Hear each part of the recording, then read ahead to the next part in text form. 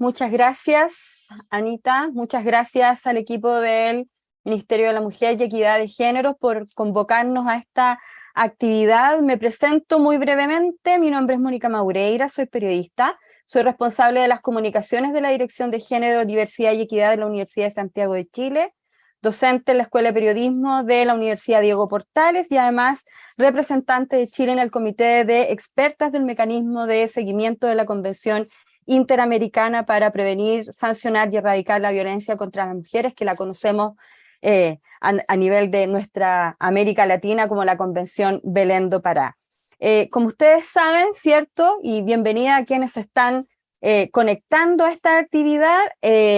La violencia de género en los espacios digitales ha sido un tema, ¿cierto?, de la agenda pública que se ha ido instalando, yo me atrevería a decir los primeros 10 años, ¿cierto?, del inicio del 2000, webinar que vamos a compartir con unas panelistas, de unas expertas que vamos a presentar muy brevemente, y en los próximos minutos. Ha sido un tema que ha estado en la agenda internacional, ha estado en la agenda de los estados, por supuesto, pero también, y me atrevería a decir principalmente, en la agenda del movimiento de mujeres y del movimiento feminista, a propósito de la magnitud que ha ido teniendo, ¿cierto?, en estos últimos años. Sabemos que se manifiesta de manera más radical, ¿cierto?, más violenta, por redundar en el concepto, en mujeres y niñas, muy a temprana edad. Aquí vamos a tener, ¿cierto?, a una de las socias fundadoras de la ONG Amaranta tratando ese tema, y mayoritariamente esa violencia digital,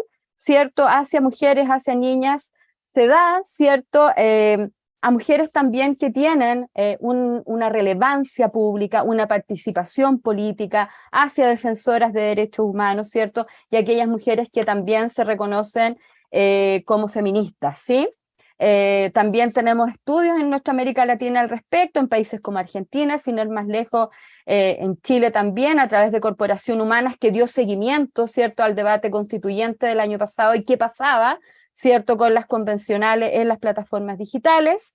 Y sin ir más lejos, el informe temático, ¿cierto?, del mecanismo de seguimiento de la Belén do Pará, no solamente nos advierte de toda esta descripción que le estoy haciendo, sino que también nos advierte de que la violencia digital también está teniendo un correlato, ¿cierto?, en lo que nosotros llamamos y nosotras llamamos el mundo real, ¿cierto?, en el mundo offline, ¿sí? O sea, quienes de alguna manera ya son personas agresoras, quienes de alguna manera ya agreden, ¿cierto?, en el mundo real, en las relaciones sexoafectivas, en las relaciones de pareja, a las mujeres también están ocupando las plataformas digitales para poder de alguna manera seguir siendo agrediendo o realizando algún tipo de otras manifestaciones de violencia hacia las mujeres. Pero sin mirar, ¿cierto?, el vaso más vacío, a propósito de lo que vamos a conversar hoy, también las plataformas digitales nos han permitido, ¿cierto?, al movimiento de mujeres, al movimiento feminista, de alguna manera unirnos, ¿cierto?, en acciones políticas colectivas y globales para ir contrarrestando esta violencia patriarcal y proteger, ¿cierto?, y dar aún más visibilidad y voz a la diversidad de mujeres y justamente proteger su libertad de expresión, ¿cierto? La idea no es que cerremos nuestras cuentas, ¿cierto?, nos pongamos muchos candados y dejemos de opinar, sino que más bien ver cómo estas acciones colectivas nos permiten mantener nuestra presencia pública también en estos espacios. Este seminario web entonces tiene este objetivo: poder intercambiar estrategia, metodología, definiciones que puedan contribuir a los debates nacionales, a los debates internacionales sobre la violencia digital que se manifiesta hacia mujeres y niñas y que de alguna manera se encuadra, ¿cierto?, en la reunión número 67 de la Comisión Jurídica y Social de las Mujeres, que se va a realizar en Nueva York a partir de la próxima semana, donde la ministra Antonia Orellana va a participar, ¿cierto? Y que de alguna manera tiene como uno de los temas a tratar es el tema de cómo se transversaliza, ¿cierto?, una perspectiva de género, un enfoque de género en la innovación, en los cambios tecnológicos y en la educación, ¿cierto?, justamente en esta era digital que además logrado tener también una relevancia por sí sola en la agenda a propósito de la experiencia que tuvimos durante la pandemia y por qué no decir también en la pospandemia, ¿no? De hecho, esta actividad nos está permitiendo estar conectadas, ¿cierto? En este caso, con otros países, ¿cierto? Y a nivel de todo el país, justamente a través de una plataforma que nos permite estar, ¿cierto?, comunicadas y que nos permitió durante la pandemia estar comunicadas en muchas instancias para poder justamente reflexionar sobre lo que estaba sucediendo, ¿cierto?, en estos espacios. Yo creo que ya podríamos comenzar. Si es posible, ahí me pueden contar si la ministra ya está disponible, si no yo puedo seguir comentándoles quiénes nos acompañan hoy. Bueno, nos acompañan hoy y ahí prontamente va a llegar la ministra y ya me irán a avisar, pero yo les puedo contar que está Rosemary, ahí está la ministra. Ministra Orellana, muy buenas tardes. Justo iba a empezar a presentar a las panelistas, pero comienzo con usted entonces. Ya hicimos una introducción, ¿cierto?, a la actividad de hoy y también a cómo se enmarca en la reunión de la Comisión de la Condición Jurídica y Social de las Mujeres que se va a realizar en Nueva York. Y le dejo la palabra a usted para que podamos iniciar el debate, o la conversación más bien.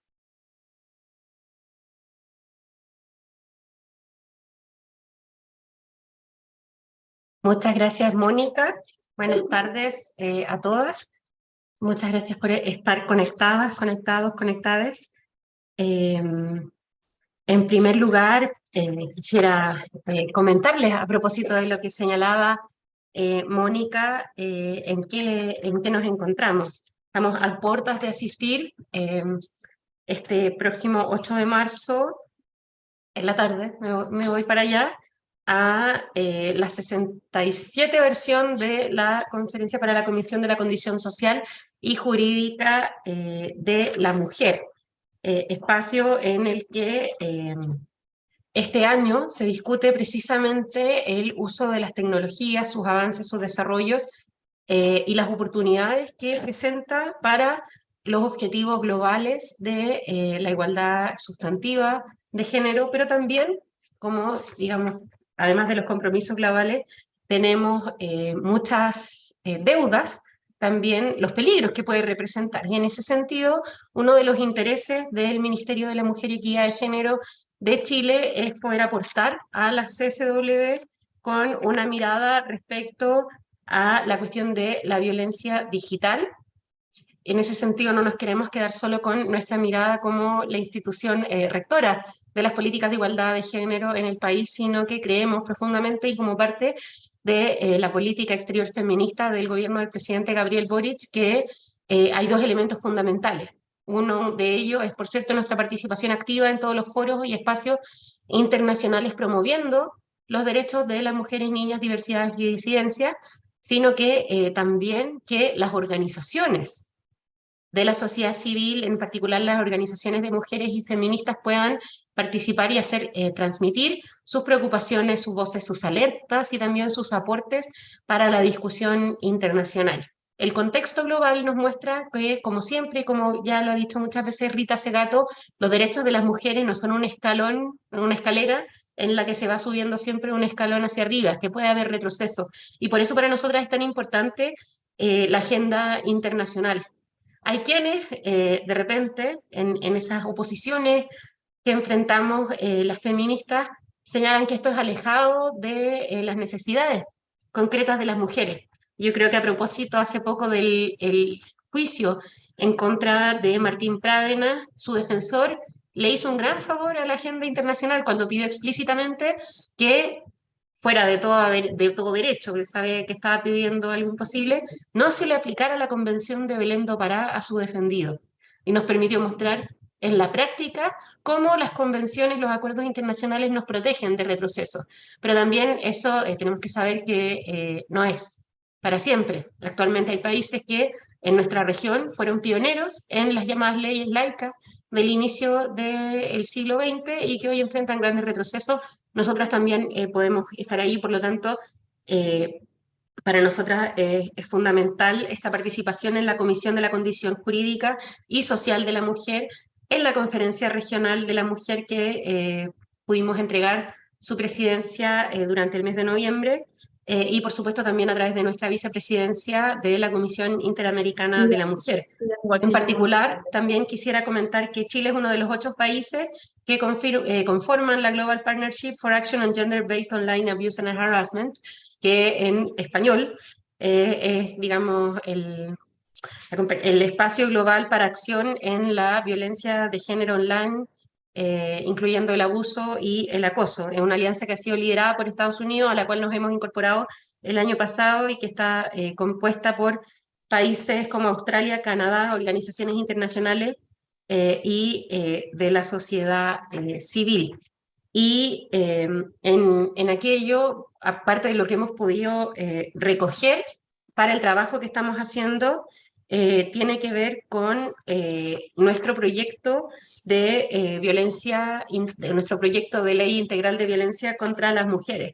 Esto porque tanto el 22 de enero de 2019 el examen periódico universal del Consejo de Derechos Humanos de Naciones Unidas nos recomendó ya el poder hacer modificaciones en torno a derechos digitales, en particular el impacto de las tecnologías de la información en el ejercicio de los derechos de las mujeres y niñas. Y en particular, también tomando en cuenta algo que conocen muy bien las expositoras, que es que en Chile en materia de violencia digital se ha regulado particularmente en relación a niños, niñas y adolescentes, en relación al registro y distribución de material íntimo, producción, almacenamiento y distribución de pornografía infantil. Solo en casos de captación sin consentimiento se carece de normativa suficiente para impedir actos posteriores de difusión, por ejemplo, en el caso de las mayores de edad, o para exigir el retiro expedito de los contenidos de las plataformas de Internet, lo que además es un desafío global de gobernanza. En el debate que estaba dando lugar en el Senado respecto al proyecto por el derecho de las mujeres a una vida libre de violencia, que ustedes saben fue presentado el año 2017, pero que como administración actualizamos el año pasado, porque efectivamente, y gracias al movimiento de mujeres y feministas, lo que se podía discutir el 2017 es distinto de lo que se puede discutir hoy. Se han corrido algunos cercos. Buscamos establecer una ley marco que instituya un sistema de protección para las niñas y las mujeres en contra de la violencia de género. Este proyecto de ley es una prioridad para el gobierno, forma parte de nuestras prioridades legislativas, forma parte de la agenda de compromisos en materia de seguridad pública, porque la seguridad de las mujeres es un problema de seguridad pública. Y dentro de aquello se entiende también en las definiciones de la violencia de género, en primer lugar, que no hace distinciones respecto a dónde ocurre, por lo tanto el espacio digital forma parte de las hipótesis de ocurrencia de la violencia contra las mujeres y en el cual se contempla la violencia digital en contra de mujeres y niñas en razón de su género al incluirse en el artículo 6 de las formas de violencia de género la violencia simbólica. Sin perjuicio que la violencia digital, como se ha señalado, se marca en un continuo de violencia contra las mujeres, tiene un vínculo inherente. Y adicionalmente se encuentra en tramitación el proyecto de ley boletín que proscribe, tipifica y sanciona la violencia digital en sus diversas formas.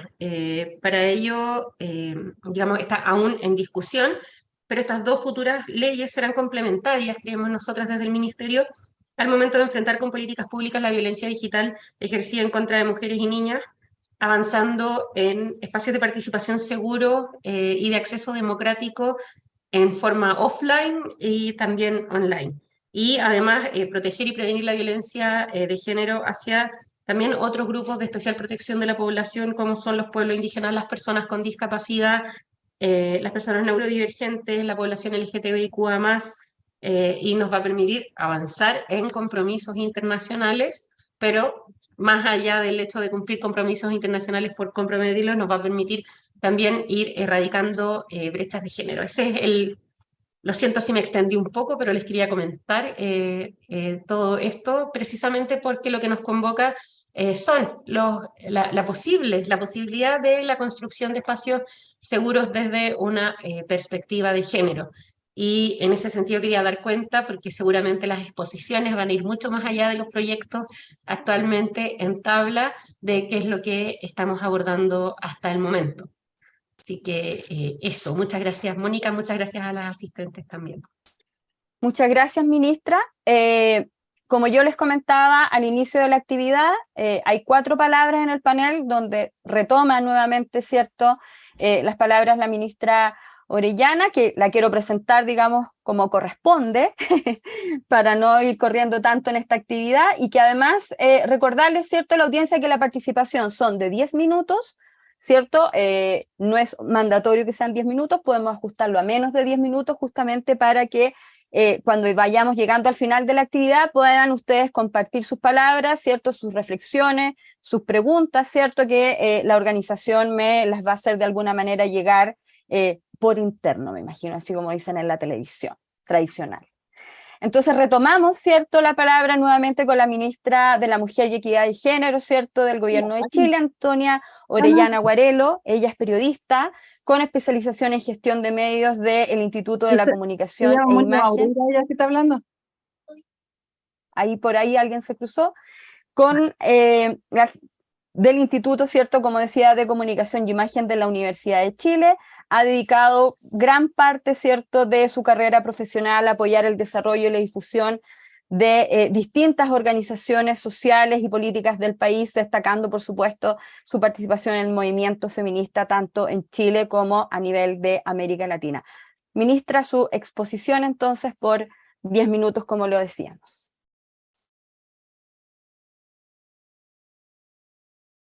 Adelanté harto, pero como ustedes saben, yo puedo hablar mucho.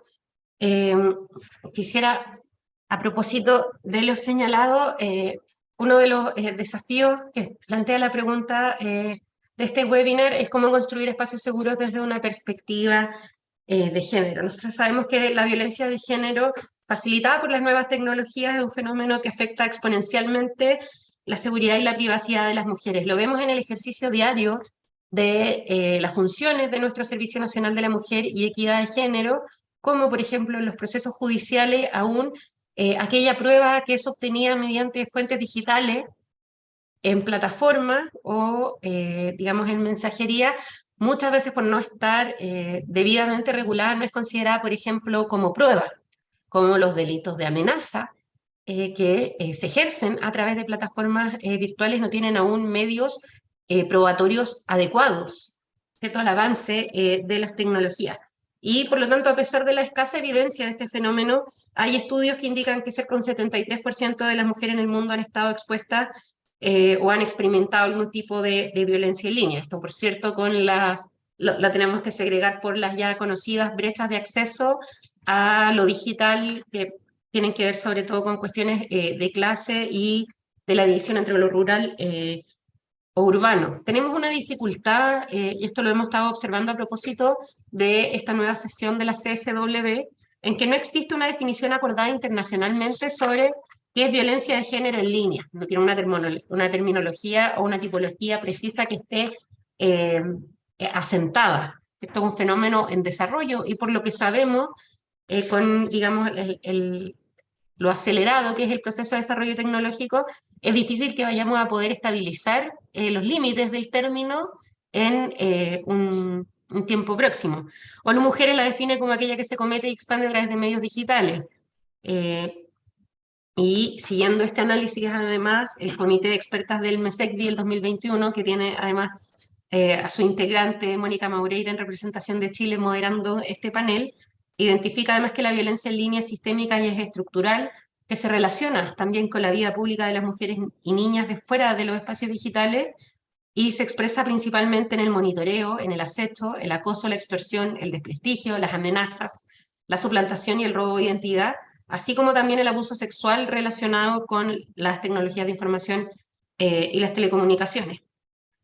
Al mismo tiempo, hay un rol dual, ¿cierto? Tenemos una contradicción porque también estas son espacios facilitadores y potenciadores de distintas formas de participación como esta misma, que digamos, se masificaron también durante la pandemia. No tenemos dudas de que además quienes ejercen espacios de distinta intensidad política y de participación pública, es decir, expuestos a la opinión pública ya en sus grados tradicionales y aún más dentro del entorno de lo digital, estamos expuestas a niveles mayores de violencia. Niveles mayores de violencia que suelen quedarse en las formas digitales, pero que también generan gran alarma en nuestras rutinas diarias y por lo tanto coartan y minan la posibilidad de la participación política paritaria en nuestra democracia. Y por lo tanto son también una amenaza para la democracia y también para la debida participación política de las mujeres y las niñas. Hay también una dimensión que es muy importante de observar, que yo no la puedo dejar de plantear como periodista, que tiene también que ver con la regulación, cómo interactúa con el debido resguardo, incluido el derecho a la libertad de expresión, de opinión, de creación, el derecho a la información y el derecho a la comunicación, y cómo muchas veces, y de hecho de eso saben mucho, ¿cierto? Los activismos relacionados a las tecnologías, se plantean soluciones que suenan súper buenas en manos de quienes piensan como uno, pero que desde una perspectiva adversarial del ejercicio de la política, del control, del monopolio de la fuerza del Estado y otras, podrían significar manifestaciones muy lesivas de intromisión y en particular de retroceso para las mujeres. Yo lo planteo a propósito también del escenario global de avances de grupos antiderechos y que por lo tanto hay que plantearse siempre cuando nos pensamos en las regulaciones de cuestiones tan sensibles como esta, cómo esto lo podría ocupar quien está en contra de los derechos de las mujeres, en el caso de poder administrarlo.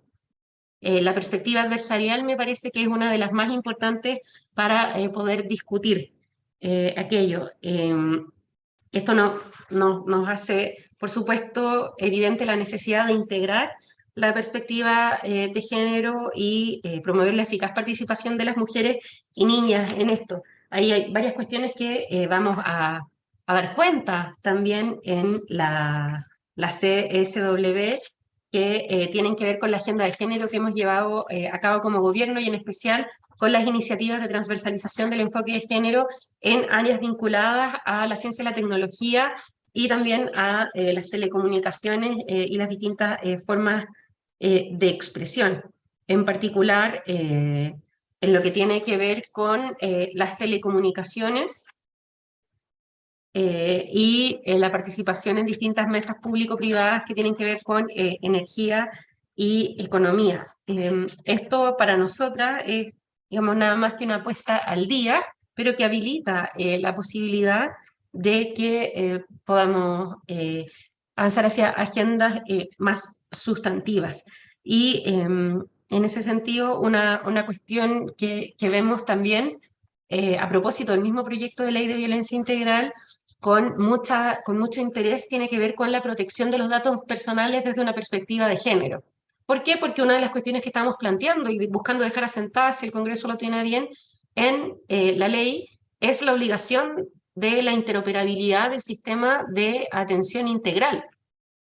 ¿Qué quiere decir eso? Que actualmente las instituciones no comparten sus datos. Nosotras como Ministerio de la Mujer nos demoramos aproximadamente unos 6 meses de trabajo solo en itemizar y unificar los datos que se producen a partir del circuito intersectorial del femicidio, por distintos problemas de construcción de categorías, cada institución ocupa la propia, etcétera. Pero eso que suena tan burócrata tiene una expresión concreta en la experiencia de las mujeres a la hora de vivir violencia, denunciarla y buscar atención, prevención, atención, reparación y también sanción. ¿Por qué? Porque esa falta de conversación, esa falta de compartir data, se traduce, por ejemplo, en que se aplican pautas unificadas de riesgo en forma equívoca, porque no hay acceso a los datos suficientes y por lo tanto quizás diagnosticamos en la pauta de riesgo que hay una mujer que lleva 2 años viviendo violencia en silencio cuando en verdad lleva 10. Y por lo tanto su afectación, su grado de aislamiento quizás del entorno es mucho mayor a lo que la institución estima y por eso también se explican en muchos de los fenómenos que dicen, pero había denunciado, ¿no? Quiero decir con esto que es importante en que podamos insistir en que estas agendas que tienen que ver con la participación en la discusión respecto a la tecnología, con la seguridad online, con perspectiva de género, con la protección de datos, está íntimamente vinculada a la experiencia concreta que viven miles, millones de mujeres y niñas en cuanto a los servicios de atención de la violencia de género, pero también a su experiencia cotidiana. Hace unos años, por supuesto que no en el ejercicio de esta función, fui a un colegio en Villa Alemana a dar una charla respecto a qué era violencia en el pololeo. Y cuando mencionamos el control de los dispositivos, el revisar el celular, hubo un movimiento generalizado en el gimnasio de media donde estábamos conversando, entre codazos de ¿viste? Y de mira, ¿viste?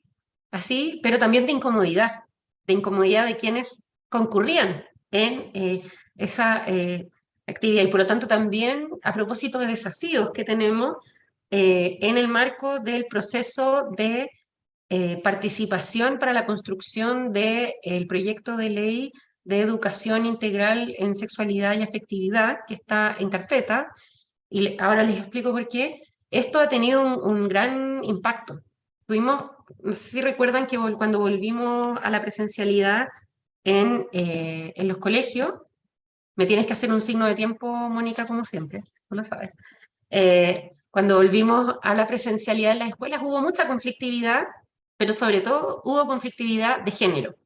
Y eso, digamos, dio paso a las primeras Jornadas Nacionales de Educación No Sexista, en la cual participó el 90% de las escuelas públicas de quinto básico en adelante, y ahora hemos cerrado exitosamente la segunda tanda de jornadas en las escuelas, que se llaman Nuestras Voces Hacen Ley, y en las que participaron 7 estoy cerrando, y en las que participaron más de 500.000 personas, incluyendo padres apoderados, madres y comunidades educativas, y que nutren mucho. Lo que quiero decir a propósito de eso es que también desde la perspectiva de la educación es necesario abordar la construcción de espacios seguros y una educación integral en sexualidad y afectividad ciertamente tiene que incluir la dimensión digital, que viene a ser un nuevo espacio público, en el que por supuesto tenemos la oportunidad de manifestarnos, pero en el que también corremos riesgos. Así que yo quería enfatizar las distintas aristas a través de lo cual lo estamos abordando. Agradecer, por cierto,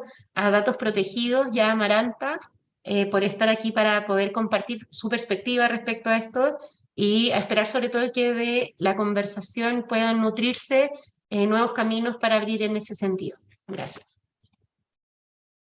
Muchas gracias, ministra. Nos quedamos entonces con ese cierre respecto de todas las dimensiones que tiene, ¿cierto?, abordar la educación en el ámbito digital también, y por supuesto cómo compatibilizamos violencia con regulación, con moderación, ¿cierto?, a propósito de los tiempos que corren.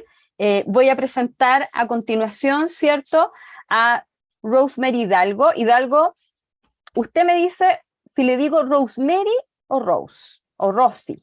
Ahí después me llaman corrige. Rosy, gracias. Muy bien. Abogada, asistente especial del presidente Biden, ¿cierto?, y asesora senior de violencia basada en género en el Consejo de Política de Género de la Casa Blanca. Rosy tiene más de 25 años de experiencia en la temática, tanto desde el activismo también, desde la sociedad civil, como desde la institucionalidad pública, desempeñándose también previamente en la Oficina de Violencia contra las Mujeres del Departamento de Justicia de Estados Unidos. Muchas gracias y muy bienvenida. Pues muchísimas gracias por esta invitación. Muy buenas tardes a todas y todos. Y primeramente quisiera expresar mi agradecimiento a la ministra Orellana y su equipo del Ministerio de la Mujer y la Equidad de Género para reunir a este increíble grupo en la víspera de la Comisión de la Condición Jurídica y Social de la Mujer. Me complace presentar las labores del gobierno de los Estados Unidos en su lucha contra la violencia de género, facilitada por la tecnología, que incluyen las iniciativas de la Alianza Mundial para la Acción contra el Acoso y el Abuso en el Internet por motivos de género. El mundo digital tiene un potencial inmenso para amplificar las voces de las mujeres, las niñas y las personas de género conforme de todos los trasfondos. No obstante, todos hemos presenciado, de hecho, algunas personas en este seminario pueden haber experimentado el acoso y el abuso en línea por motivos de género. Estos son rampantes y son facilitados por el uso indebido de la tecnología, así como por las tecnologías nuevas y emergentes. Y desafortunadamente, esta situación comienza a una edad temprana. El mes pasado, los Centros para el Control de la Prevención de los Estados Unidos publicaron los resultados de su encuesta sobre comportamientos de riesgo entre los jóvenes. Esta resaltó el alarmante y desproporcional deterioro del bienestar y la salud mental entre las muchachas en las escuelas secundarias y los jóvenes estudiantes que se identifican como LGBTQ y más en particular. Los hallazgos también subrayaron el vínculo tangible entre los jóvenes que han experimentado violencia de género y el síndrome de estrés postraumático y otros efectos graves sobre su salud psicológica, así como el riesgo de experimentar acoso y abuso por medio de la tecnología. Y hemos visto que para las niñas es casi el doble de lo que se enfrentan los varones. Respecto a los efectos psicológicos y fisiológicos de la violencia, sabemos que la violencia de género facilitada por la tecnología también tiene un efecto paralizador sobre las mujeres, las niñas, las personas de género no conforme y otros grupos marginados o subrepresentados. Esto lo conduce a autocensurarse o desconectarse de los espacios digitales y fuera de Internet cuando enfrenten este tipo de abuso por medios de Internet. Esta violencia es un obstáculo para la igualdad de género y un desafío directo a la democracia y a la paz mundial. Entonces, somos solidarios con las valientes personas que siguen expresándose a pesar del acoso, el abuso y las amenazas digitales que tienen que enfrentar, como las mujeres y las niñas en Irán y Ucrania, entre muchos otros lugares en el mundo que enfrenten violencia en línea y fuera de Internet al defender sus derechos humanos y sus libertades fundamentales.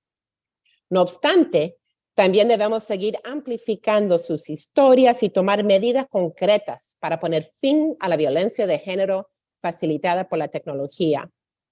Prevenir y responder a todos los tipos de violencia de género, incluyendo la violencia de género facilitada por la tecnología, es un pilar fundamental del compromiso del gobierno de los Estados Unidos con el fomento de la democracia y el progreso en materia de derechos humanos y la promoción de la igualdad de género. La administración Biden-Harris ha dejado claro que la violencia de género facilitada por la tecnología es una prioridad principal en las políticas nacionales y exteriores de los Estados Unidos.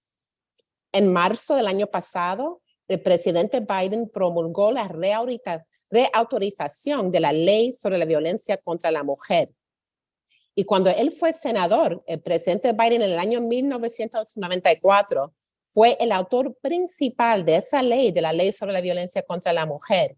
Y cada vez que esta ley se tiene que reautorizar, como cada 5 años, es una oportunidad no solo para renovarlo, sino fortalecerlo. Entonces, el año pasado, cuando el presidente Biden firmó la nueva ley de la violencia contra la mujer, incluyó maneras de fortalecer las disposiciones y programas para sobrevivientes de violencia. Y eso incluye nuevas protecciones históricas contra el acoso y el abuso con la tecnología, como establecer una causa de acción civil al nivel federal para las víctimas de la distribución no consensual de imágenes íntimas, así como otros cambios importantes que mencionaré más adelante. También en diciembre de este año pasado, el presidente también promulgó la Ley de Conexiones Seguras. Y esta ley exige que los proveedores de servicios móviles le permitan a las sobrevivientes de violencia de poder separar los planes de teléfono móvil que comparten con su abusador cuando son víctimas de violencia doméstica. Entonces, poder separar sus líneas telefónicas móviles rápidamente y sin penalidades y asimismo exigir a la Comisión Federal de Comunicación expandir los programas de servicios subsidiados para las sobrevivientes para que ellas mismas puedan seguir teniendo ese acceso por medio de sus teléfonos, que es tan fundamental. Entonces, es ver cómo protegerlas, pero no tener que cortar sus conexiones móviles. Y también establece nuevos reglamentos para asegurar que una sobreviviente, por ejemplo, que contacta una línea de asistencia, tenga la seguridad que el abusador no va a ver, si tiene una cuenta junta de teléfono, no va a ver que ella está llamando a esos servicios por medio de las líneas de servicio. Entonces estamos viendo cómo asegurar la conexión, la privacidad, la seguridad y la protección a las sobrevivientes. Además de esta nueva ley, en junio el presidente Biden firmó un memorando presidencial para establecer el grupo de trabajo de la Casa Blanca para abordar el acoso y abuso digital, el abuso online. Esto fue una respuesta a la necesidad de dirección gubernamental de manera más comprensiva para hacer frente a los efectos nocivos que se presentan online por medios digitales y afectan desproporcionalmente a las mujeres, las niñas, las personas de color y las personas LGBTQ y más. Estas iniciativas de colaboración, que es copresidida con los Consejos Nacionales de Política y de Seguridad, se lleva a cabo periódicamente mediante reuniones con sobrevivientes, profesionales del sistema de justicia, profesionales de la salud pública, investigadores, defensores y gobiernos socios para identificar las mejores prácticas y para promover, recopilar recomendaciones y aprender de las experiencias vividas para desarrollar un plan de acción nacional. Y este plan de acción esboza medidas concretas y cuantificables que el gobierno federal puede tomar para abordar el acoso y el abuso digital, identificar recursos y posibles áreas de inversión y recomendaciones en materia de políticas para apoyar la prevención y apoyar a sobrevivientes. Entonces, la Casa Blanca finalizó un plan de acción preliminar para el presidente. Apenas nos reunimos esta semana para poder entonces compartir esas recomendaciones. Y vamos a pronto presentar un resumen ejecutivo de manera pública. Y el grupo de trabajo federal se dedicará ahora a implementar estas recomendaciones. Y esto incluye un fuerte compromiso con la implementación de nuevas disposiciones de ley sobre la violencia contra las mujeres para abordar la violencia de género facilitada por la tecnología. Y eso es también, vamos a establecer una estrategia nacional para prevenir y abordar estos delitos. También autoriza el desarrollo de un nuevo programa para capacitar a la policía, los fiscales y los jueces para que ellos mejor puedan entender lo que es la violencia de género por medio de la tecnología y poder responder de mejor manera. Y entonces también estamos asimismo autorizando un nuevo centro de recursos nacionales sobre lo que se llaman cybercrimes, delitos de manera por internet, para poder tener mejor apoyo y capacidad de entrenar a la gente. Entonces ahora abordar un poquito el aspecto mundial de esta cuestión. En los Estados Unidos tenemos el orgullo de publicar a finales del año 2022 una actualización de la estrategia de los Estados Unidos para prevenir y responder a la violencia de género a nivel mundial. Y esa estrategia se orienta a la acción e incluye la violencia de género facilitada por la tecnología como uno de los objetivos de las labores de prevención y respuesta de la violencia de género a nivel mundial. Y abordar esta cuestión es un pilar de nuestras labores mundiales y se refleja en esta estrategia. Puede que algunos de ustedes ya conozcan también, como ya habló la ministra, de la Alianza Mundial para la Acción contra el Acoso y el Abuso en Línea por motivos de género,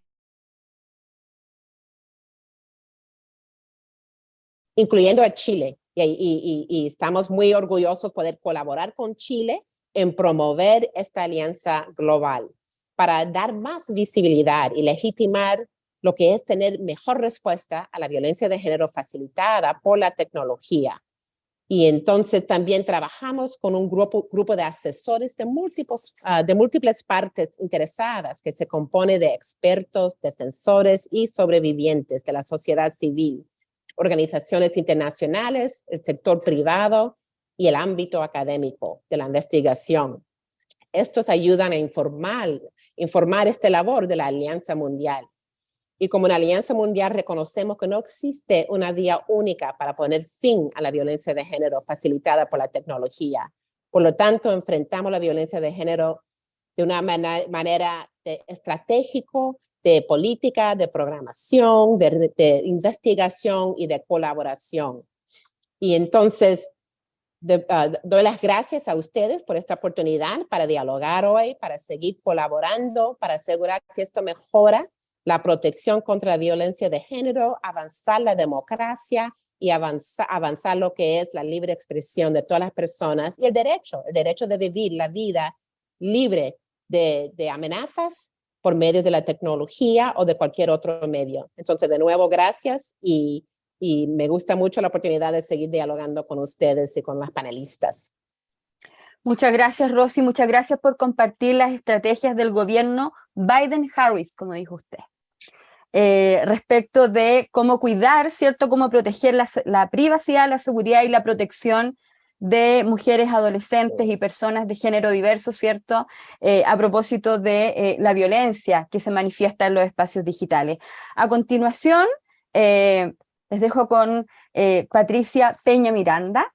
Ella es directora de la Fundación Datos Protegidos y desde el 2015 se dedica a trabajar justamente en el desarrollo de la investigación, de proyectos, de incidencia, ¿cierto?, en materia de políticas sobre tecnologías, datos, privacidad y libertad de expresión. Es académica de la Facultad de Comunicación e Imagen de la Universidad de Chile, en el área también de la comunicación digital, pero actualmente le ha dado una vuelta, un giro a este tema así de la comunicación digital de género. Estamos hablando también de tecno y ciberfeminismo, que son conceptos ahí que se quieren recuperar, y también está integrando la red latinoamericana de investigación en tecnologías de inteligencia artificial feminista, ¿cierto?, en una alianza llamado A+, ¿cierto?, y es presidenta también del capítulo de Internet Society. Les recordamos que tenemos 10 minutos y que después viene la próxima panelista y ahí nos abrimos también a sus preguntas. Así que para que no olviden ir anotando ahí las dudas o las inquietudes que vayan quedando. Muchas gracias, Patricia, por acompañarnos. Gracias, Mónica. Bueno, también saludar a la ministra, primero que nada, y al Ministerio. Gracias por invitarnos a participar a partir de lo que va a ser estas próximas sesiones. Efectivamente, venimos de un periodo no solamente que nos ha, de alguna manera, llevado por obligación la pandemia, de entender finalmente y de escuchar sobre todo lo que ya hemos señalado, de cuál es la importancia de que finalmente este tema lo abordemos desde una perspectiva integral y multisectorial. Fundación Datos Protegidos, como bien decía Mónica, lleva trabajando en este tema desde un primer estudio, que es básicamente una encuesta que se hace en el 2018, que permitió tener un primer indicio respecto a quiénes eran afectados o quiénes estaban finalmente viviendo situaciones de violencia digital en Internet en nuestro país. Estamos hablando, si voy para atrás, de un periodo en que este caso estalla en los medios de comunicación, a partir de lo que fue un caso como, lo recordaremos como el caso Nido, ¿no? El caso Nido, que finalmente masificó de alguna manera, creo, las discusiones respecto de lo que significaba algo que estaba siendo invisibilizado y además que venía ocurriendo desde hace mucho tiempo atrás, ¿ya? Es muy importante entender, como decía las expositoras anteriores, ¿cierto?, que cuando hablamos de violencias digitales de género o las distintas terminologías, estamos hablando de un continuo.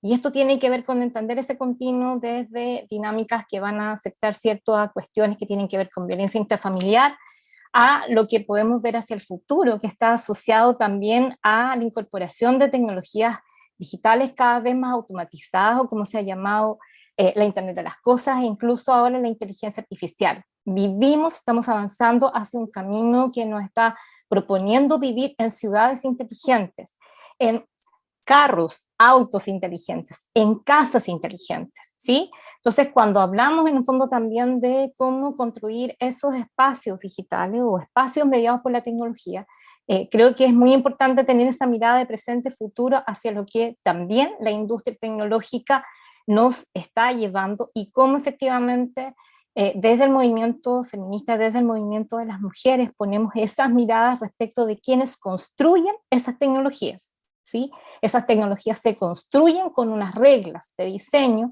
y unas reglas también de funcionamiento que efectivamente, como se ha ido teniendo evidencia en el último tiempo, solamente por referirme a las plataformas de redes sociales, no están hechas con criterios de diseño de privacidad desde el comienzo, o con enfoques de género, o con enfoques que efectivamente consideran la diversidad de personas que somos. Y por lo tanto, ahí creo que hay un trabajo además muy importante que realizar de aquí al futuro, que es integrar también en una discusión que va en paralelo a lo que estamos discutiendo sobre violencias digitales, que es cómo también podemos pensar y diseñar otras soluciones tecnológicas también para este tema, ¿sí? Decir esto tiene mucho que ver también con algo que mencionaba la ministra en un comienzo, que es que quizás en este tiempo un punto fundamental para avanzar en la discusión de estas políticas, y uno lo ve, por ejemplo, en el seguimiento de lo que son los proyectos de ley, hoy día, como lo he mencionado en el Congreso, por ejemplo, que es que todavía nos pesa mucho no tener datos ni estadísticas oficiales a nivel nacional, porque efectivamente esto invisibiliza la realidad, invisibiliza el trabajo de comunicación o de interacción que uno pueda tener con las distintas institucionalidades, pero sobre todo también deja en los colectivos las distintas mujeres que son sobrevivientes, y acá creo que en eso compartimos es trabajo desde la sociedad civil y academia que se ha hecho en este tiempo, es tener esa experiencia de contacto con mujeres sobrevivientes de distintas edades. Hay una permanente sensación de frustración, de alguna manera, ¿cierto?, en relación a que finalmente cuando se va a enunciar con un caso no son escuchadas, porque esto no se entiende, ¿sí? Se minimiza. Más bien lo que reciben de parte de la institucionalidad es más bien esta respuesta que sabemos que ocurre en estos casos, que es no permitir o no facilitar esa denuncia, o sencillamente contar qué es lo que nos está pasando, ¿ya? Esto tiene mucho que ver con tres ámbitos en los que la Fundación ha estado trabajando, sobre todo desde lo que vamos a hablar, el ciclo del estallido social, luego la pandemia y luego el proceso constituyente, básicamente a través de talleres de formación con diversas mujeres ya más, digamos, más adultas, a través de talleres con mujeres dirigentes comunitarias,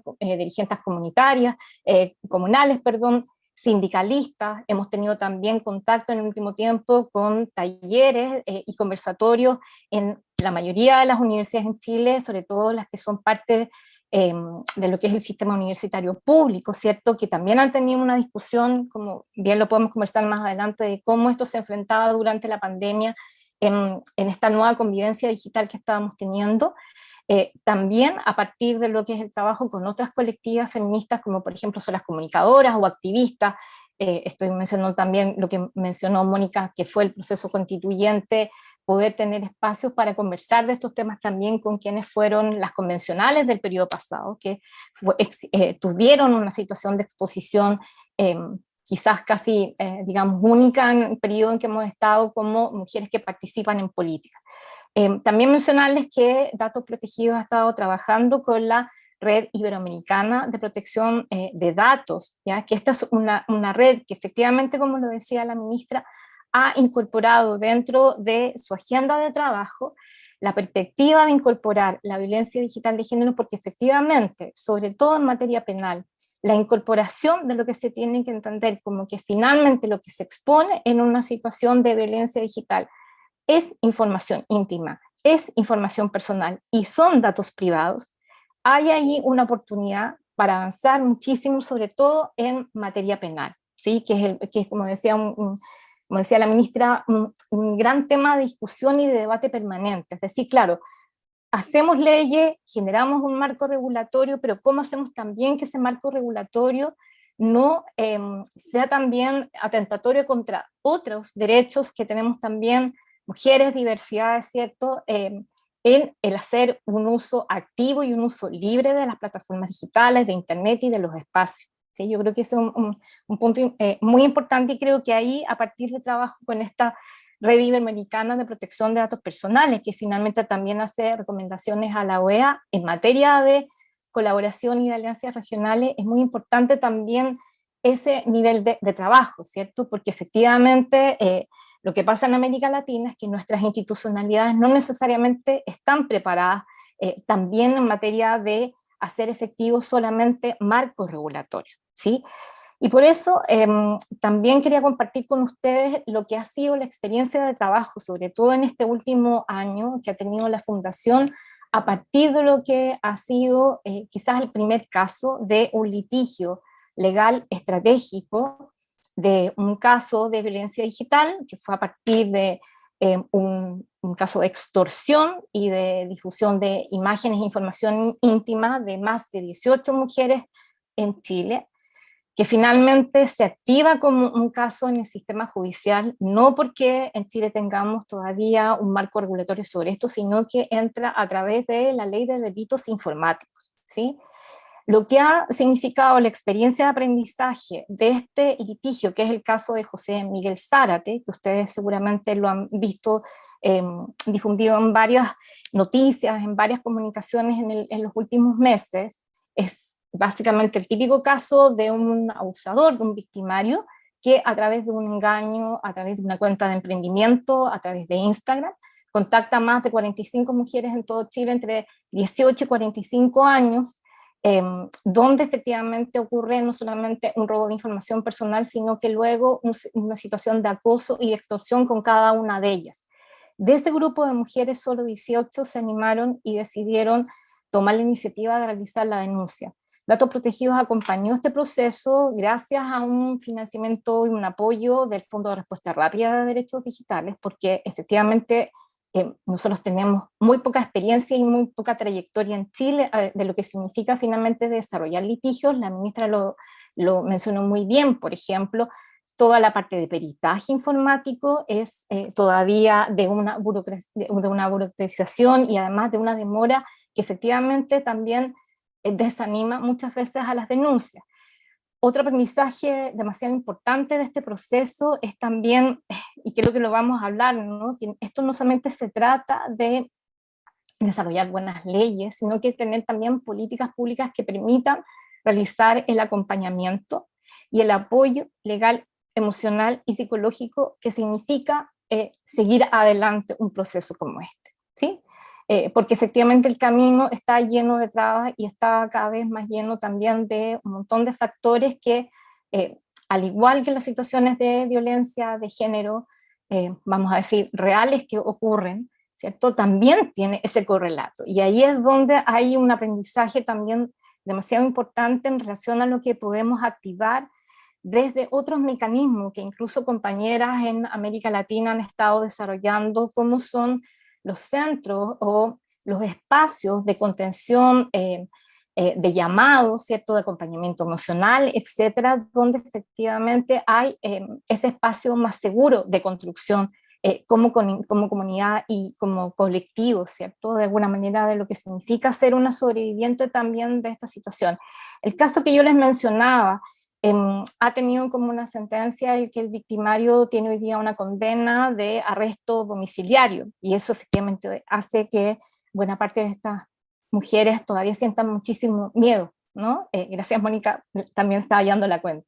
Entonces, solo quiero cerrar porque me imagino que podremos tener espacio para conversar, que es algo que tampoco lo hemos mencionado acá. Hay también un punto final que quiero decir, que es que muchas veces este tema se dice, bueno, también hay que incorporar a las empresas, a las plataformas digitales, las plataformas de redes digitales, que efectivamente también tienen una corresponsabilidad en esto. Y decirles que lamentablemente también ahí tenemos un problema mayor y bastante complejo, porque efectivamente, de hecho, hace un par de semanas tuvimos una gran conferencia de la UNESCO en la que efectivamente se está tratando de abordar, o UNESCO quiere proponer un marco modelo de regulación de plataformas digitales, y este es uno de los puntos controversiales. ¿Por qué? Porque las plataformas digitales hoy día resuelven estos temas que ocurren efectivamente en sus plataformas a través de lo que es el sistema de autorregulación o moderación de contenido, con sistemas de denuncia o con sistemas de seguimiento de esas denuncias que también son engorrosos, ¿sí? Y son muy engorrosos y muy frustrantes porque también son poco transparentes. Si hoy día alguna de nosotras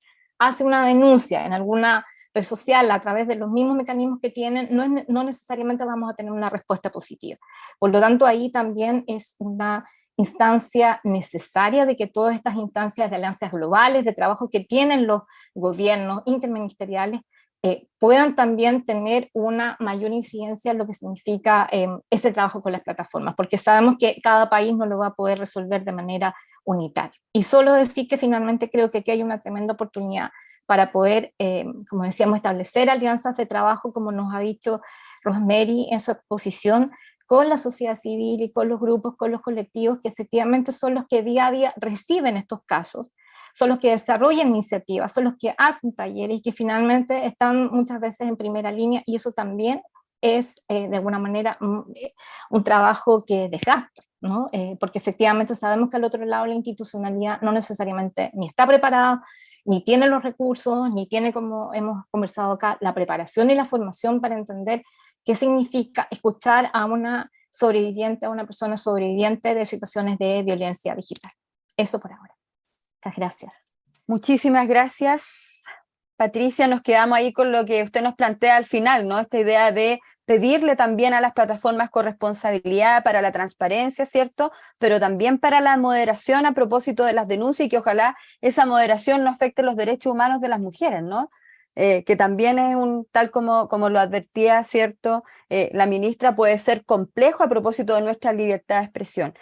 A continuación, ¿cierto? Seguimos con la participación de Cecilia Ananías Soto, ¿cierto? Ella es fundadora, o una de las fundadoras y directora también de Amaranta ONG, que como ya lo decíamos al inicio de esta actividad, ha sido como pionera, ¿cierto?, en ir investigando qué pasa con la violencia digital, pero particularmente en un segmento de mujeres, ¿cierto?, adolescentes y niñas. Así es que desde ya le damos la bienvenida, Cecilia, y también 10 minutos, y ahí yo espero que en preguntas y respuestas de nuestro monitor empiecen a llegar, ¿cierto?, las primeras preguntas. Muchas gracias.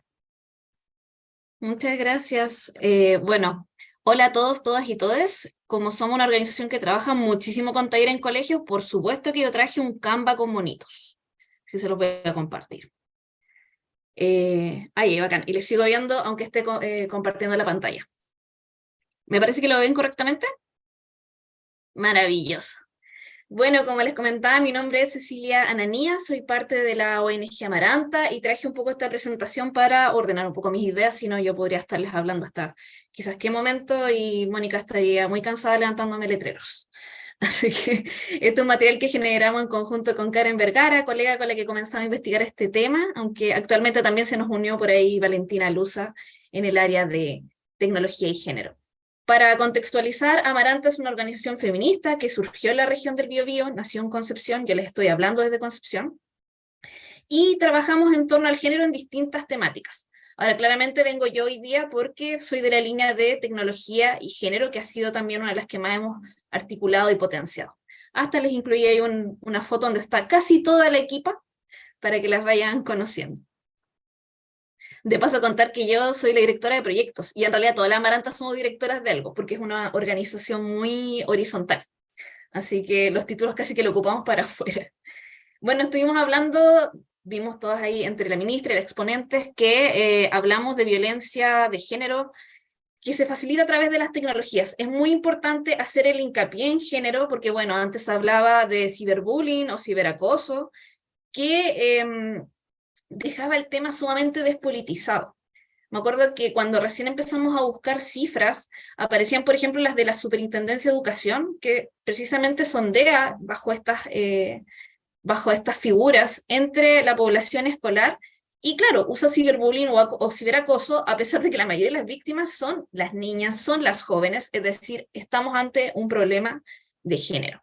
Y eso que creo que ni siquiera estaba incluido el hecho si la persona era parte de la población LGBTIQ+, porque me parece que también aparecerían más diferencias.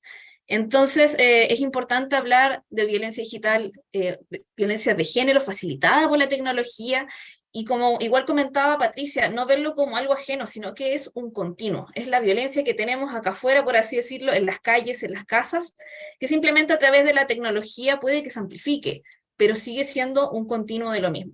De paso, en general, en Amaranta tratamos de no utilizar términos en inglés como ciberbullying, porque recordar igual que la mayor parte de la población de Chile no domina tanto inglés. De hecho, me encargaron en mi organización a mí estar pendiente de lo de la CSW67 y acudir allá a Nueva York, porque soy la compañera que habla inglés. O sea, estas brechas todavía existen lamentablemente hasta hoy en día. Entonces, recordar que aunque Internet es un espacio maravilloso que nos permite la participación, no es ajena al patriarcado. O sea, si acá afuera 1 de cada 3 mujeres, según el CERNAMEC, ha sufrido violencia y de una forma bastante íntima de personas, hombres cercanos de su entorno, claramente esto se va a reiterar en las plataformas digitales. Y esta violencia, si bien dicen, bueno, también nos atacan a los hombres en Internet, también cuando estamos videojugando, qué sé yo, recordar que los ataques contra las mujeres, las niñas, las jóvenes son sumamente personalistas. Esto ya lo mencionaba la Fundación Carisma de Colombia. El cuerpo pasa a ser el campo de batalla y son ataques que van contra tu físico, tu inteligencia, tu sexualidad, tus relaciones. Tratan de buscar de forma muy personal cómo dejarte la autoestima por el suelo. Ahí vemos algunas de las tipologías que hay sobre distintas formas que toman las violencias en Internet. A veces ni entre las organizaciones nos ponemos de acuerdo sobre cómo llamarlas, pero hay un par. Y como les comentaba, a raíz de tratar de cambiar esto de tanto término en inglés que el grooming, el cyberbullying, el doxing, como Amaranta incluso nos dimos el tiempo de estar ahí traduciendo algunas terminologías. Lo tenemos en esta guía, ahí ven el código QR y está en amarantas.org. De libre descarga, puede cualquier persona imprimirlo, solamente no nos saquen el nombre de la guía, ni se lo pongan a vender en la calle, ni nada por el estilo. Contarles muy resumidamente 2 informes muy importantes que hemos hecho como Amaranta durante el tiempo, porque hacemos tanto activismo feminista como desde las calles, como también desde la investigación social. El primer informe que hicimos, me voy a mirar el tiempo, sí se alcanzó, fue el proyecto Aurora, que buscaba sondear un poco sobre la violencia de género en Internet, experiencias de mujeres cis, trans y no binarias de todo el país. Si bien es una muestra de 531 mujeres, que quizás no es representativa de todo el país, nos esforzamos en recoger testimonios de todas las regiones, desde Arica a Magallanes. Y inmediatamente, apenas nos pusimos a preguntar si habían sufrido violencia en Internet, había un porcentaje que había dicho que no. O sea, originalmente era casi un 63% que sí, casi un 32% que no. Pero luego contrapreguntamos en una pregunta posterior, ¿te ha pasado que tu pareja, un poco lo que comentaban antes, revisa tu celular? Lo que mencionaba la ministra. Revisa tu celular, te hace compartir la ubicación, paquea todos los likes que das. Y se dieron cuenta muchísimas mujeres, 57, que en realidad sí habían sufrido esa violencia, pero claro, como viene camuflada como si fuera amor, pasa colada, sigue pasando colada. Entonces, bueno, reajustamos la cifra y en realidad casi el 74% de las encuestadas había sufrido esa violencia de una u otra forma y les cuesta más reconocerlo si quien está llevando a cabo esta violencia es una pareja, expareja, alguien muy cercano o íntimo. Los ataques más reportados, violencia verbal, cosa de meternos a Twitter 5 minutos, lo encontramos ahí de los primeros, luego seguido por el hostigamiento de acoso, lamentablemente el envío de imágenes sexuales sin consentimiento, donde el 100% de los casos eran genitales masculinos, difamación, amenaza y pérdida de cuenta, acceso no consentido, es lo que más encontramos. También revisamos las estrategias de resistencia, o sea, mujeres, niñas, jóvenes, no es como que se queden quietas, sino que intentan bloquear o aumentar la seguridad de sus dispositivos, conversarlo con su entorno, pero por ejemplo, conversar con el entorno ya está bajito, va por el 23%, y eso es lo que tratamos de reforzar para irlo cambiando. ¿Cómo les afectó el ataque? Como mencionaban antes, me parece que era Patricia, se minimiza esta violencia. No, pero es que corta la internet y listo, está resuelto. Cierra el computador y estamos. Y no es así porque como podemos ver en estas cifras, tiene afecciones a nivel emocional, de autoestima, les hace sentir vigiladas, inseguras, desata problemas psicológicos, aislamiento e incluso problemas que ya afectan el cuerpo físico. Así que no basta con cortar la internet. Y este otro informe lo levantamos, de hecho, en conjunto con Mujeres Chile y Datos Protegidos, y se centró ya más en la experiencia de niños, niñas, adolescentes, y lamentablemente, la investigación es harto más larga, pero inmediatamente salta a la vista que desde muy temprana edad ya habían sufrido violencia sexual en los espacios digitales. O sea, el 35% de las niñas entre 12 y 14 años les habían enviado fotografías de genitales sin solicitarlo, y se disparaba a más del 50% cuando ya eran adolescentes entre 15 y 18 años. Los chicos también habían sufrido esto, no por desmerecer la cifra, pero claramente en menor cantidad. Nuevamente hay otra cifra de violencia sexual, gente que les escribía para hacerle peticiones sexuales, nuevamente muy alto y desde los 12 y 14 años. También ahí estuvimos viendo cuáles eran sus reacciones, y de todas estas cifras lo que voy a resaltar es que solo un 7% de las chicas buscó apoyo en sus profesores o el equipo técnico del colegio, y solamente 1% de los chicos. Entonces tenemos un problema tremendo de confianza para que las chicas puedan hablar y decir lo que les está pasando. Otra cifra preocupante, 1 de cada 10 niñas que vivió alguna experiencia de violencia digital pensó en hacerse daño a sí misma, y de hecho el estudio mostró una correlación entre estos ataques y las afecciones a la autoestima. Para ya ir casi cerrando, contarles que, bueno, como mencionaban, somos muchas las organizaciones ciudadanas o de la sociedad civil que tratamos de acompañar en estos casos debido un poco al vacío legal en el que estamos hasta hoy en día. Ahí Patricia lo había mencionado. Entonces lo que hacemos, bueno, originalmente solamente nuestra organización u otras organizaciones hacíamos el acompañamiento. Hoy en día buscamos que las comunidades aprendan a hacer este primer acompañamiento, porque si no, no hay cuerpo activista que aguante la cantidad de solicitudes de ayuda que llegan. Así que tratamos de que enseñar a hacer contención, escucha activa, sin juicios. Está de más decirle a la persona, uy, no debí estar subido esa foto, o ponerte el bikini. Es como, no te reclamaban por cómo ibas vestida en la calle o a qué hora ibas. Y generar redes entre vecinos, apoyo psicológico, lo que se pueda encontrar para contener a las víctimas. Siempre haciendo hincapié en que nunca es culpa de quien sufre la violencia, y de que la persona no atraviese por esto solo, sola o sole, sino ahí es donde han habido casos sumamente graves que incluso han terminado con personas quitándose la vida. Eso fue muy resumidamente, me parece que logré hacer el tiempo. Cualquier cosa estamos en amarantas.org, ahí está uno de los correos, redes sociales, y doy el pase. Muchas gracias, Cecilia, perfecto en el tiempo, y agradezco justamente ese tiempo ahí que tuviste a la vista. Llegó una pregunta ahí que justamente tiene que ver con lo que planteaba Cecilia finalizando su exposición, que tiene que ver con cuáles son las estrategias que ustedes pueden visualizar y compartir, ¿no es cierto?, a través de este webinar que busca justamente reflexionar sobre los espacios seguros digitales, ¿no? A propósito de la discriminación y la violencia de género. ¿Cómo podrían ser esos apoyos? ¿Cómo podrían ser esos espacios de contención? ¿Qué hacer? No solo en el mundo offline, ¿cierto?, a través de la contención de organizaciones, ¿cierto?, o de personas afectivas o importantes en términos afectivos, sino que también cómo podría ser ese apoyo en las propias plataformas digitales, ¿no? Es decir, cómo nos podemos apoyar en ese otro espacio que es público. No sé quién quiere ahí iniciar una reflexión al respecto. Patricia, ¿tú abriste ahí el micrófono? ¿Tú quieres contestar primero? Perfecto. Sí, me encanta la pregunta, gracias por hacerla llegar, porque efectivamente, claro, como decía muy bien Cecilia, un punto demasiado importante es que en general los casos y estas situaciones se viven en soledad, ¿sí? Es decir, me pasa a mí, ¿no? Y es como encerrarse como en una bolita, como decías tú, porque efectivamente el nivel de ansiedad y el nivel de angustia es muy grande. Las amenazas, los acosos, las situaciones de extorsión pueden ser muy complejas, ¿sí?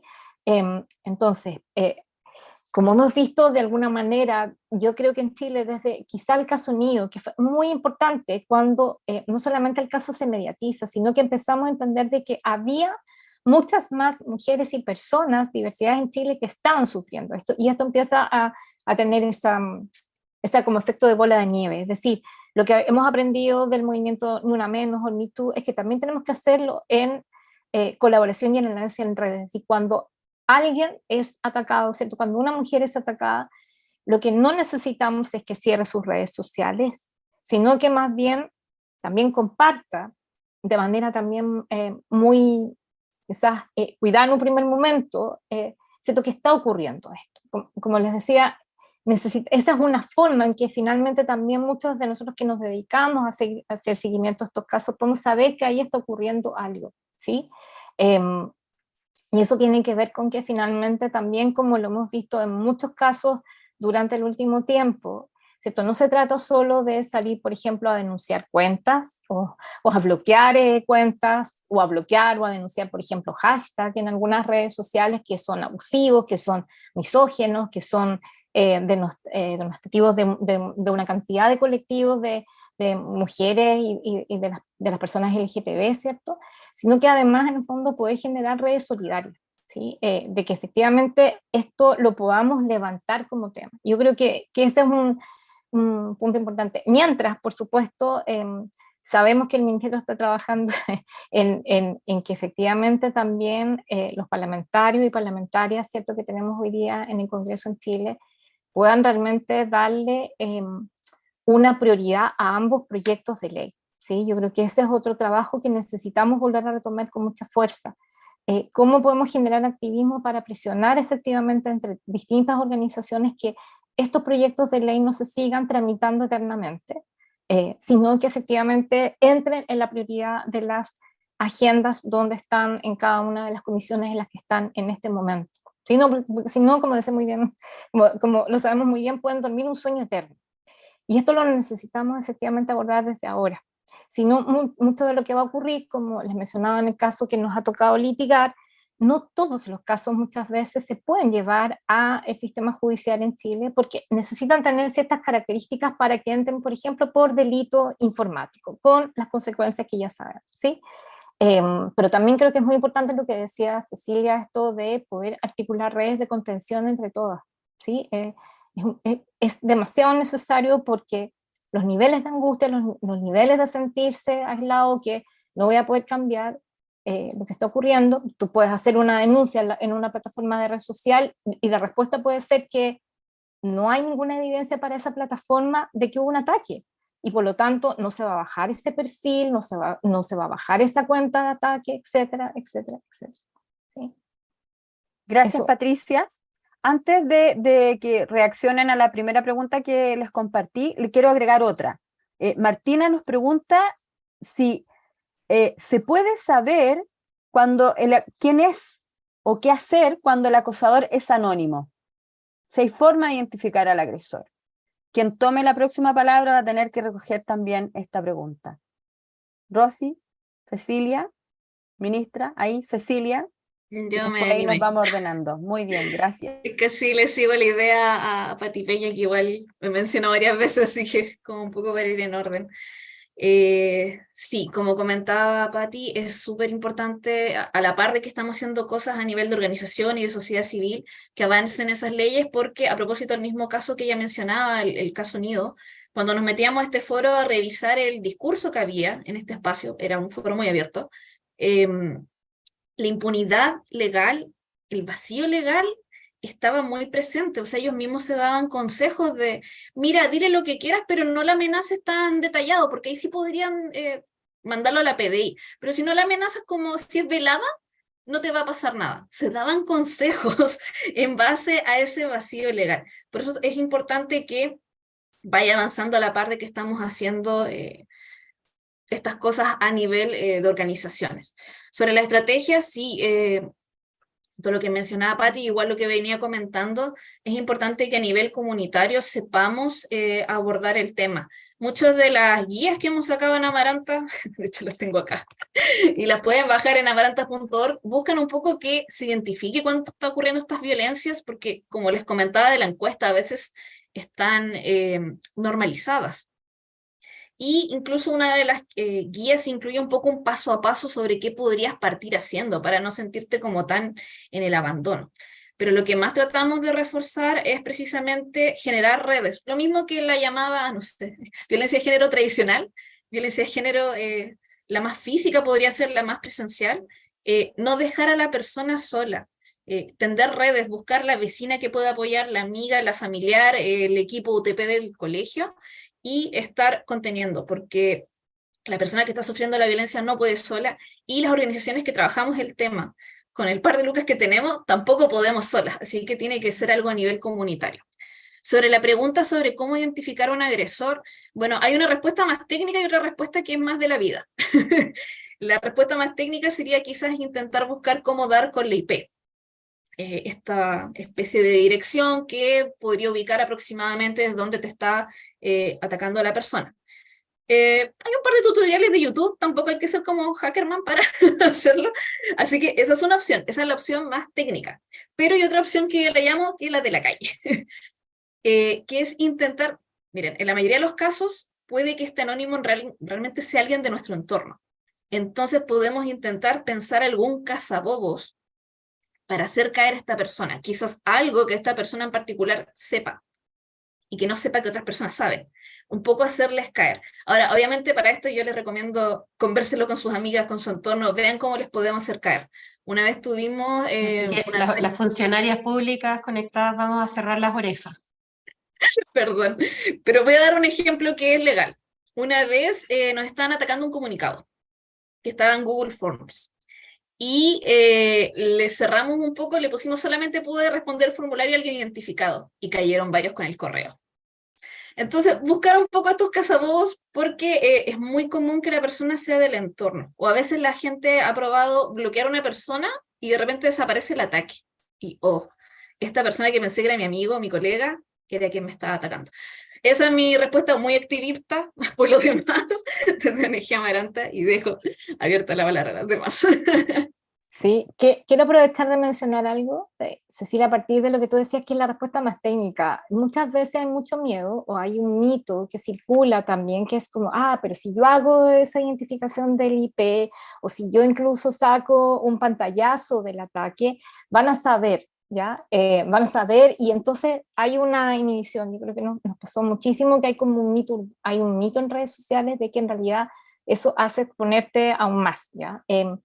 O sea, ahí la recomendación de nuevo, como lo mencionaste muy bien, primero, para todos los casos en general, lo más importante es que cuando recibes el ataque o cuando recibes el acoso o la situación que te toca vivir, haz un registro, ¿ya? Porque eso de todas maneras sirve muchísimo para cualquier uso que puedas hacer de los sistemas de denuncia o los mecanismos de denuncia que hay incluso en las plataformas de redes sociales hoy día. Todas las plataformas de redes sociales, TikTok, Instagram, Twitter, quizá en menor medida, porque sabemos que Twitter hoy día está cambiando las reglas del juego para mal, digamos. O sea, hemos retrocedido prácticamente 10 años a todos los avances que tuvimos bajo los otros propietarios de Twitter, voy a ponerlo así. Entonces no es el mejor ejemplo. Y por supuesto el grupo Meta. El grupo Meta, por ejemplo, que nosotros les hablamos así, pero es quienes poseen, son los propietarios de Facebook, Instagram, y por supuesto WhatsApp, porque esto también incluye a los sistemas de mensajería que son de uso cotidiano. Tiene de hecho un consejo consultivo externo que efectivamente está tratando de aumentar de alguna manera la respuesta a muchas de estas denuncias que se hacen. Entonces, registrar es muy importante, registrar el ataque, ¿sí? Basta un pantallazo, basta poner el nombre del perfil agresor o de quién te está atacando o el número, etcétera, pero tener esa evidencia para cualquiera de los mecanismos de denuncia, ya sea de las plataformas, y luego incluso lo que se puede hacer vía PDI, etcétera, y va a ser muy importante, siempre. Muchas gracias. ¿Algún otro consejo, recomendación que se nos quede por ahí a propósito de la última pregunta o de cómo nos contenemos también y cómo nos cuidamos en estos espacios? Rosy. Sí, gracias. Lo que quiero compartir es que hemos visto que los grupos que han trabajado el tema de la violencia doméstica, violencia sexual de manera más tradicional, ¿verdad? A veces ellos no están al día tampoco en esta problemática. Y entonces nos estamos enfocando en cómo crear recursos, nuevas capacitaciones para que ellas mismas o ellos mejor entiendan la problemática, para que ellas cuando están capacitando también a la policía o a los jueces o trabajando con grupos comunitarios, con las escuelas, para que puedan ir integrando este tema. Lo que hemos visto es que son los jóvenes los que más entienden esta problemática, ¿verdad? Porque lo están viviendo más que nada. Y los estudiantes universitarios, pero ellos nos han dicho que cuando ellos van a buscar ayuda, hasta las personas que trabajan el tema de la violencia de género, a veces la respuesta es, oh, quizás debes, como alguien dijo antes, cerrar el internet. No, pero ellos no pueden. Y ellos nos han dicho, es muy interesante, hemos tenido grupos de escucha, ¿verdad? Nos han dicho, mira, ustedes los adultos hablan de online y offline, ¿verdad? De la vida en el internet y la vida fuera del internet, pero para nosotros los jóvenes, los estudiantes universitarios, es la vida.